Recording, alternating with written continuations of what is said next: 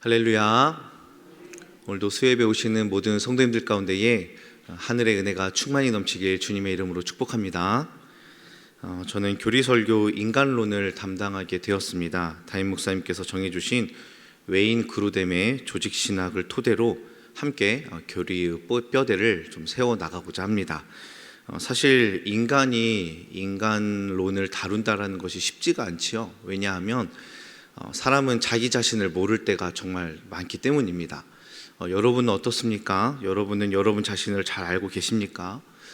자기 자신을 알다가도 모를 때가 굉장히 많이 있지요.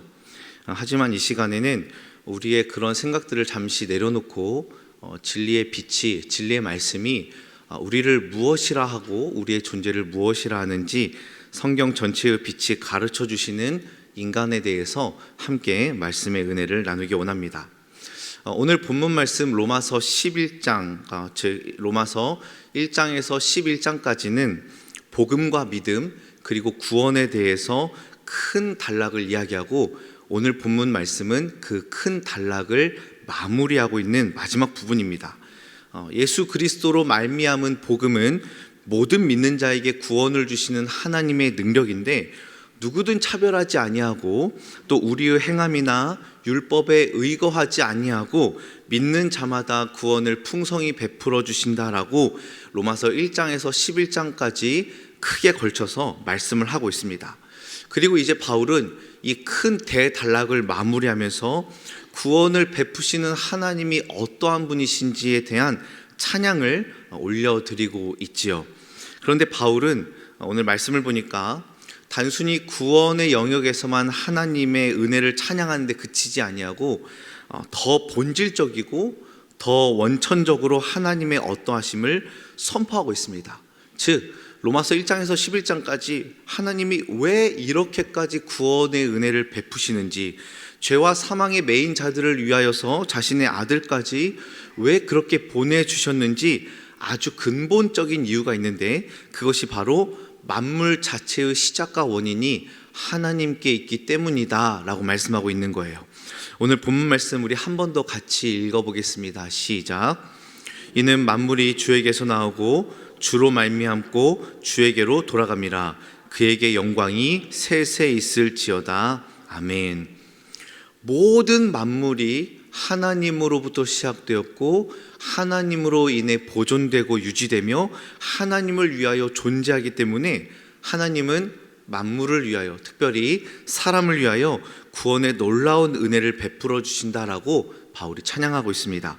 바울은 이러한 하나님의 부요하심과 지혜와 지식의 충만하심과 그 깊이와 풍성함을 찬양하면서 피조물의 존재 근원과 이유를 이 11장 마지막에 담아두고 있으면서 이 구원과 관련된 모든 대단락을 총정리하고 있는 것이지요.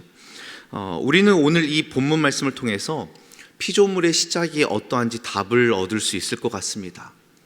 그렇다면 모든 만물의 원인이요 시작이신 하나님께서는 도대체 어떤 이유 때문에 만물을 지으시고 특별히 사람을 창조하셨을까요? 하나님이 도대체 무엇이 필요하셨기에 이 세상과 사람을 창조하신 걸까요? 조나단 에드워즈는 하나님은 자기 자신을 천지 창조의 최고의 목적이자 최종의 목적으로 제시하고 있다라고 이야기를 하고 있습니다. 왜냐하면 완전하신 하나님은 자신의 완전하고 무한하고 선하신 성품을 너무나 사랑하세요. 그리고 그 하나님 자신의 성품이 사용되고 실행되고 확장되고 더 선포되는 것을 기뻐하시기 때문입니다. 여러분, 모든 차원을 통틀어 존재하는 모든 존재 중에서 하나님보다 더 사랑스럽도록 완전한 존재가 있을까요? 없지요. 하나님이 모든 차원의 존재 중에서 가장 완전하기 때문에 하나님은 하나님 자신을 가장 사랑하십니다. 그래서 하나님은 자기 자신을 만족해 하시고 자신의 성품과 본성을 즐거워하시며 기뻐하시는 것이죠. 그리고 하나님은 이러한 자신의 완전한 성품과 무한한 영광이 더 확산되길 원하시고 발산되길 원하시고 확장되기를 기뻐하십니다. 그렇다면 하나님은 자신의 이 사랑스럽고 완전하신 성품이 확장되길 원하는데 어떠한 방법으로 자신의 영광과 성품이 확장되기를 원하실까요? 하나님은 자신의 선하심과 영광이 확산되고 발산되고 확장되는 방식을 창조라는 방식으로 정하셨습니다. 즉 만물 그 자체를 위하여서 창조하신 것이 아니라 하나님 자신의 어떠함을 확장시키고 그것을 기뻐하시고자 창조라는 방식을 하나님이 택하신 것이죠. 사실 여러분, 하나님은요, 하나님 자신으로 이미 충만하고 충족하고 완전하기 때문에 굳이 사람을 창조하지 않으셔도 됩니다. 하나님은 사람이 드리는 영광을 반드시 필요하시는 분이 아니세요.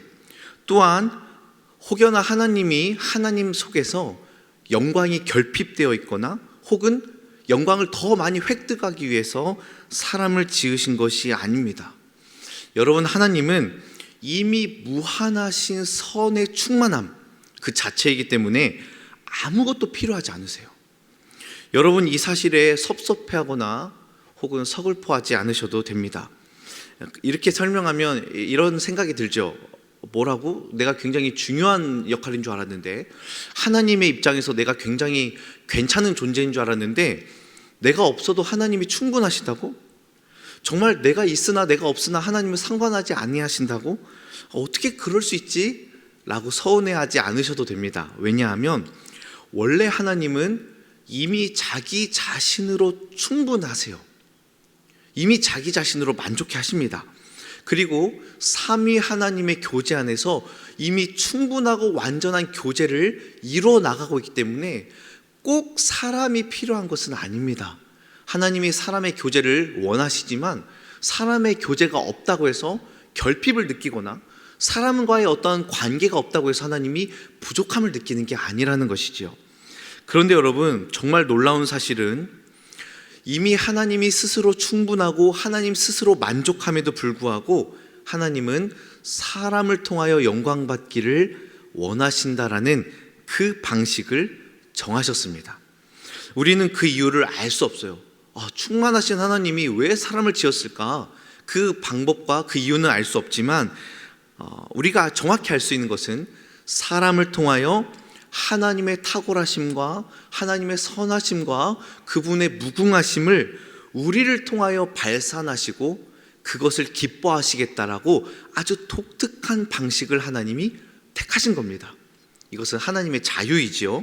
이미 하나님이 기쁨이 충만한데요, 사람을 통하여 그 기쁨을 누리겠다라고 그 방식을 택하신 것이죠. 왜 그런 방식을 정하셨는지 우리는 도통 알 수 없지만 이것이 하나님이 정하신 기뻐하는 뜻이었습니다. 사랑하는 성도 여러분, 그렇다면 정말 우리에게 하나님이 기뻐하실 만한 어떠한 것들을 우리가 가지고 있습니까?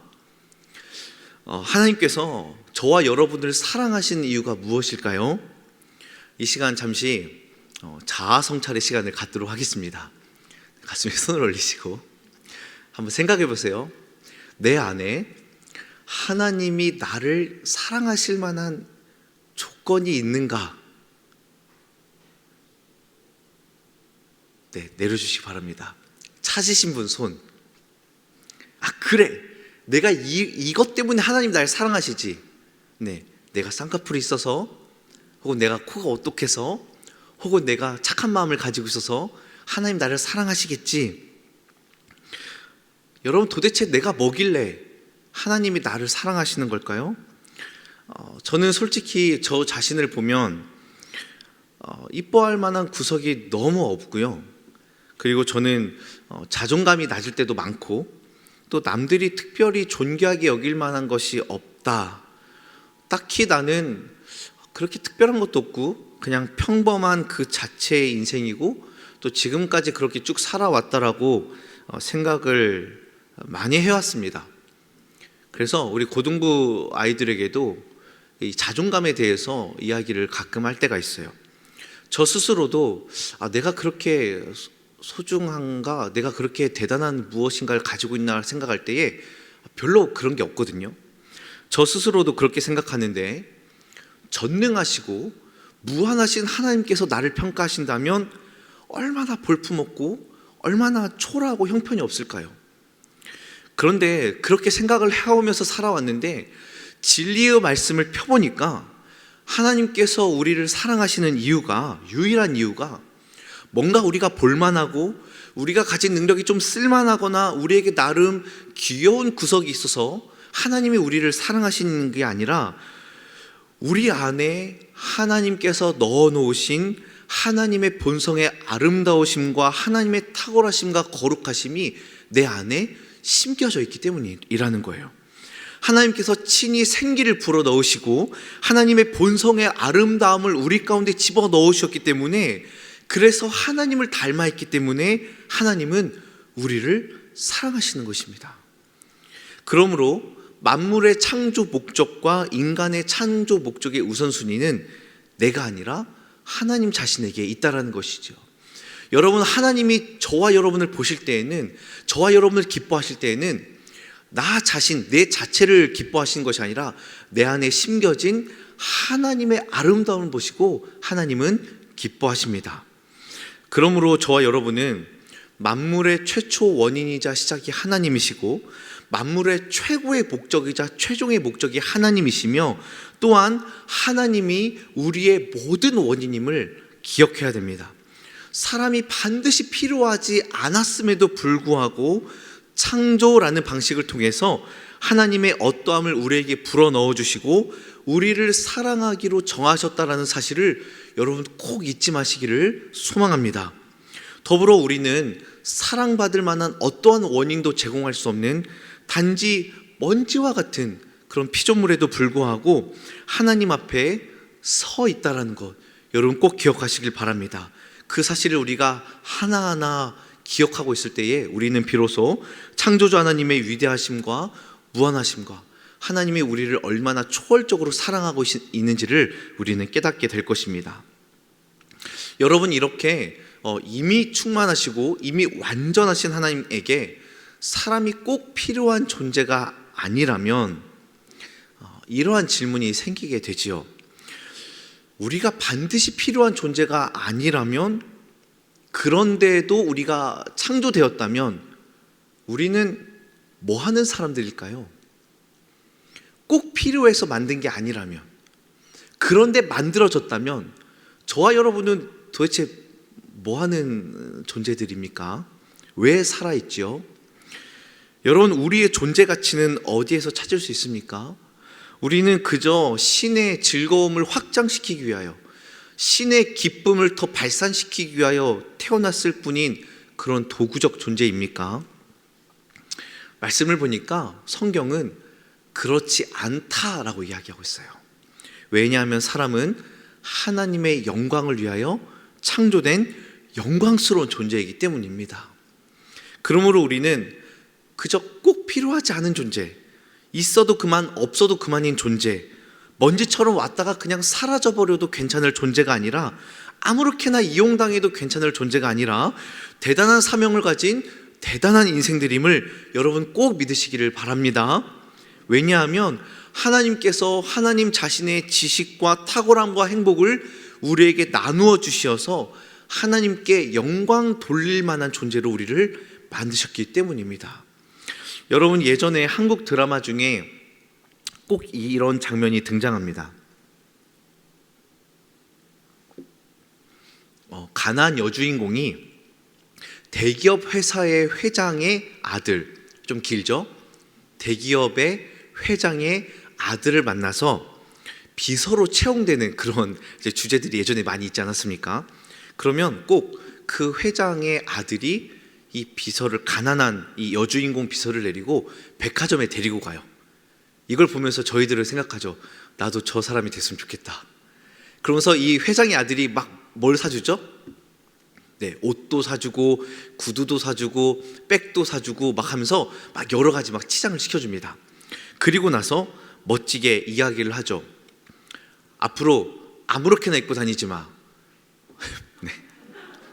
이제 나와 같이 일해야 되니까 격식을 갖추라고 라고 하면서 아주 시크하게 탁 쳐다도 보지 않고 내일부터 이렇게 입고 출근해 하고 딱 갑니다. 이제 나중에 결국 둘이 이제 사랑하게 되는 스토리인데요. 대기업 회장 아들의 옆에 있으려면 어느 정도 격식과 품위를 갖춰야 된다라는 것, 그것에 맞게 옷을 입고 그에 맞는 품위를 지켜야 된다라는 사실은 세상 사람들도 다 알고 있는 사실입니다. 여러분, 세상 사람들도요, 그렇게 지위와 품위를 맞춰 나가는 것을 상식으로 알고 있는데, 하물며 하나님은 어떠하시겠습니까? 하나님도 역시 하나님의 수준에 걸맞도록 우리에게 의와 지식과 거룩의 풍성함을 나누어 주시어서 우리를 영광 돌릴 만한 존재로 만드셨다라는 거예요. 우리를 가볍게 지으시지 아니하시고, 우리를 마치 부려먹는 노예로 만드시지 아니하시고, 영광 돌릴 만한 탁월한 존재로 저와 여러분을 친히 빚으셨다라는 사실을 여러분 꼭 기억하시기를 바랍니다. 그런데 이러한 하나님의 뜻과 마음을 모르는 사람들이 이렇게 반격을 합니다. 한낱 피조물 따위에게 얻으시는, 한낱 피조물이 드리는 소소한 영광과 찬양을 받으시려고 사람을 그렇게 고귀하게 지으셨다고요?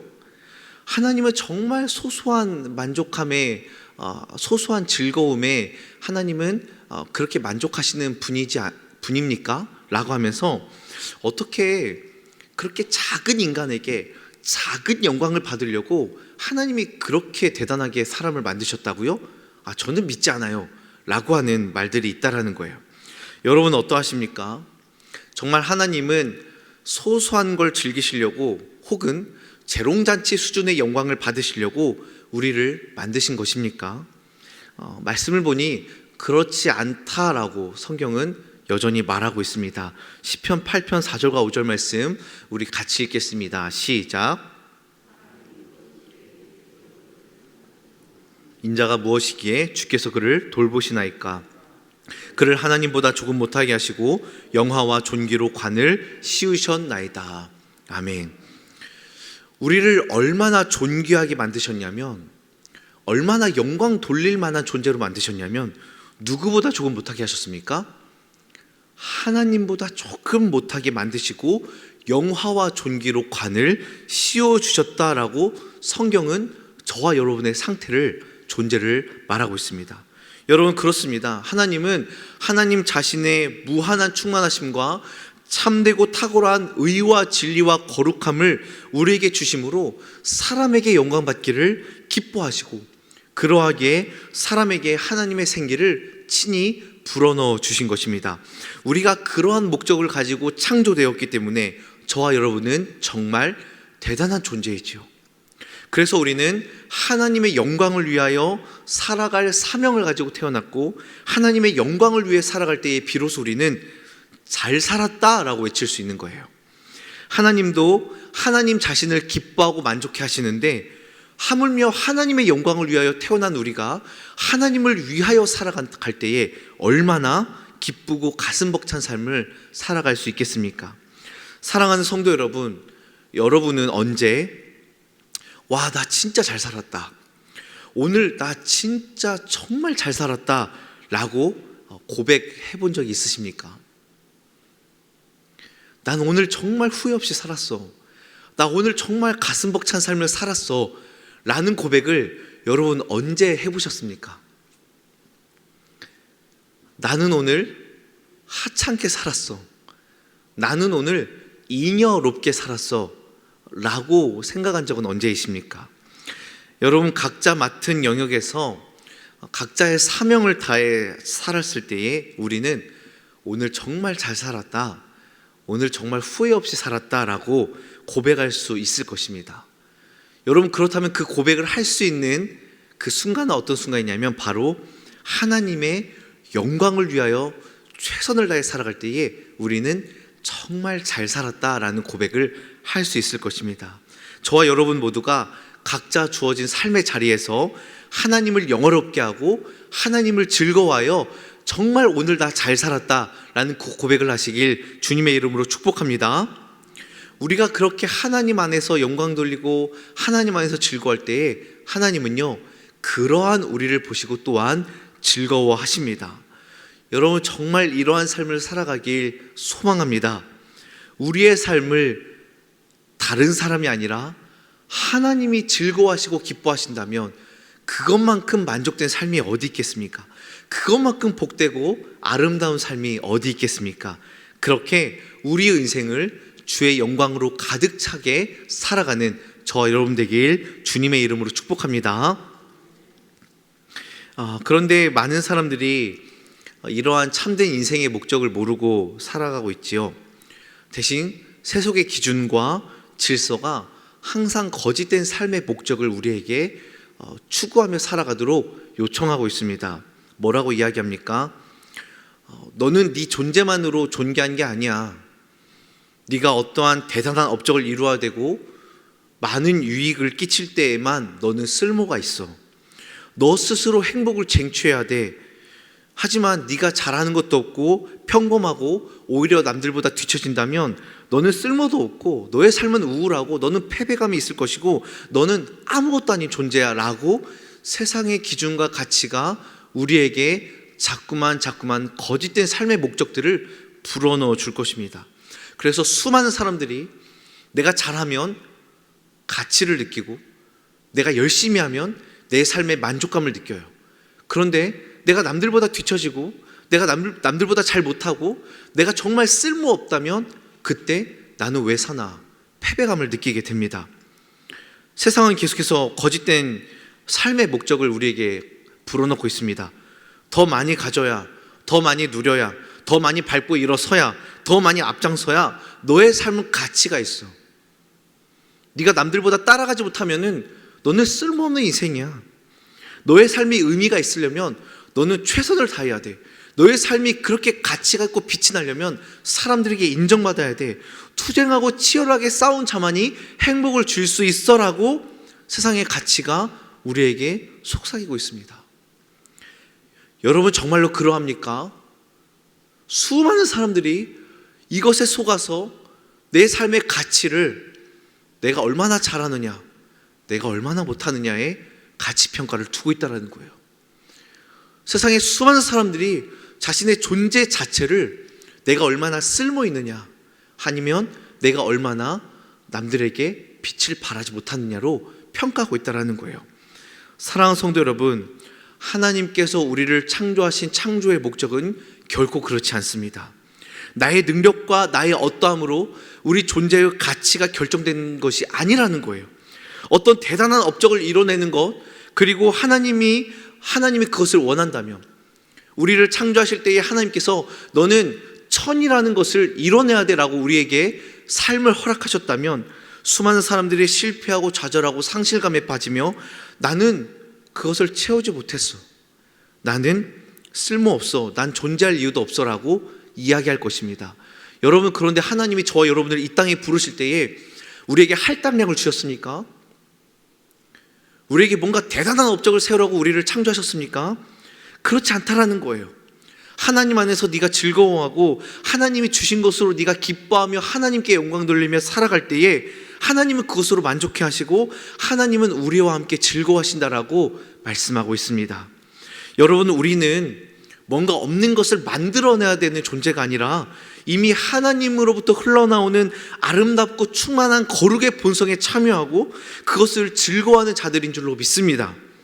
쓸모가 있는지 쓸모가 없는지에 따라서 내 존재의 가치가 결정되는 것이 아닙니다. 수많은 우리의 자녀들이, 수많은 청년들이 그것에 얽매여서 내 존재 자체를 그렇게 평가받고 있는 거예요. 여러분, 그러나 우리는 이미 하나님의 본성을 소유한 가장 소중하고 존귀한 자들임을 잊지 마시고 그것들을 가르치시기를 소망합니다. 그러므로 저와 여러분 모두가 하나님을 사랑하고 하나님의 사랑을 받기에 충분하며 하나님 안에서 즐거워하고 하나님을 마음껏 찬양하는 그러한 인생의 최종 목적을 가지고 있음을 여러분 끝까지 믿으시길 주님의 이름으로 소망합니다. 그러므로 우리는 사나 죽으나 주님의 것이고 언제나 주님을 위한 삶을 살아가야 됩니다. 로마서 14장 8절 말씀 우리 같이 읽겠습니다. 시작.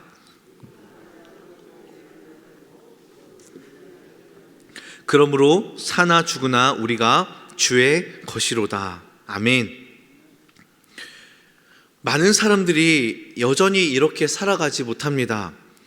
내가 살아도 나를 위하여 살고 내가 죽어도 나를 위하여 죽으니 그러므로 사나 죽으나 나는 나의 것이다 라고 살아갑니다. 여러분, 이러한 모든 삶은 영광을 나에게 돌리는 삶입니다. 하나님의 뜻과 정반대된 삶이지요. 이 땅의 모든 영광의 주인은 하나님이십니다. 나라는 존재 자체에는 영광이 없어요. 우리가 만약에 영광을 받는다면 단지 하나님의 빛을 받아서 잠깐 비출 뿐이지요. 그러나 수많은 사람들이 그 빛을 자신의 영광으로 착각하고 자신을 더 빛내려고 아둥바둥 살아갑니다. 그러나 우리가 꼭 잊지 말아야 될 건 피조물에게서 나오는 모든 이 땅에 존재하는 피조물에게서 나오는 탁월함과 행복과 유익과 빛과 영광은 모두 하나님의 영광이 발산된 형태일 뿐이라는 거예요. 우리는 영광을 창조해낼 수 없습니다. 우리는 스스로 영화롭지 못합니다. 우리가 빛나는 것, 피조물이 가진 그 영광과 탁월함은 하나님에게서 발산된 하나의 형태일 뿐이라는 거예요. 하나님께서 우리에게 그것을 나눠주셨기 때문에 우리가 빛나는 것이지 우리가 그것을 소유하거나 만들어낼 수 없다는 것입니다. 그러므로 여러분, 우리는 나의 영광을 구할 필요도 없고 나의 영광을 위하여 발버둥 칠 필요도 없습니다. 우리는 철저하게 나 자신의 영광을 구하는 삶에서 하나님의 영광을 구하는 삶으로 변환되어야 될 줄로 압니다. 우리는 이 땅에 태어난 목적이 하나님의 영광을 위해 살아가는 존재이기 때문에 내가 빛난다면 그 빛은 누구로부터 온 것입니까? 네, 하나님으로부터 온 거예요. 내 것은 아무것도 없습니다. 그러므로 나의 영광을 위해 살아가는 자들은 다 헛된 것을 위하여 살아가는 것이죠. 그렇게 주의 영광을 위하여 기쁘게 즐겁게 살아가는, 오직 하나님의 영광을 위해 살아가는 저와 여러분 되길 소망합니다. 말씀을 맺겠습니다. 저와 여러분은 지금까지 얼마나 하나님의 영광을 위하여 살아가셨습니까? 이런 질문을 던지면요, 대부분 부끄럽다라고 이야기를 할 거예요. 정말 부끄럽게 살아간 사람들도 있겠지만 제가 교회에서 만난 많은 분들은 제가 느끼기로는 최선을 다해 살아가지만 늘 하나님 앞에 부족하다라는 마음으로, 겸손한 마음으로 참 부족합니다라고 말하는 분들을 굉장히 많이 만났습니다. 그러나 여러분, 하나님께서 어쩌면 여러분이 그렇게 살아가는 삶을 너 여전히 부족해 라고 손가락질하지 않으신다라는 것을 여러분 꼭 기억하시길 바랍니다. 우리가 하나님 안에 살아가는 것만으로도 하나님은 기뻐하세요.